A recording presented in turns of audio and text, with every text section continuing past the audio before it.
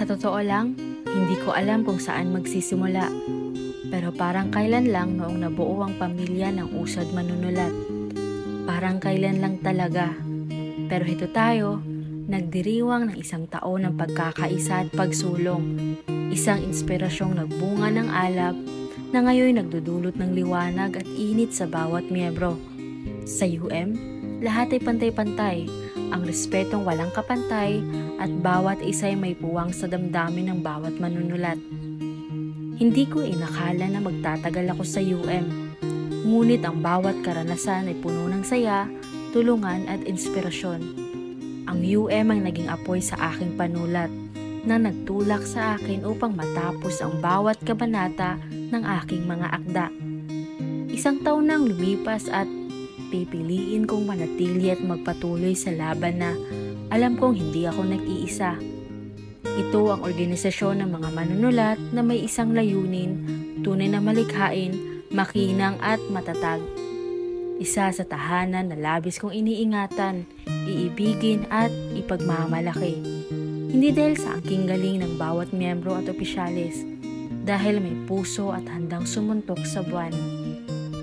Bilang isa sa mga unang miyembro ng UM, naramdaman ko ang init ng pagtanggap at suporta ng bawat isa.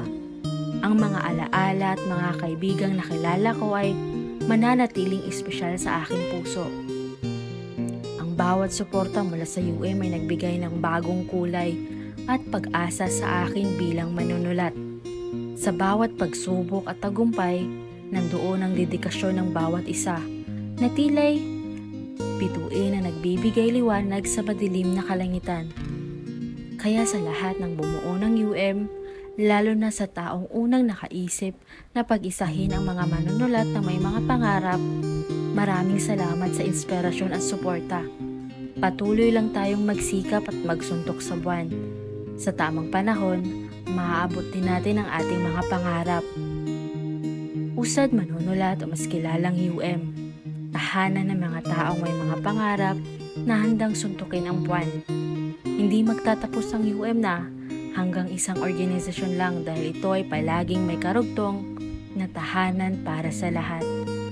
Patuloy lang ang usad, mga manunulat. Kada hakbang sa lupa'y para akong inaalon at nalulunod sa batikos ng mundo, sa kung ano lamang ang kaya ko.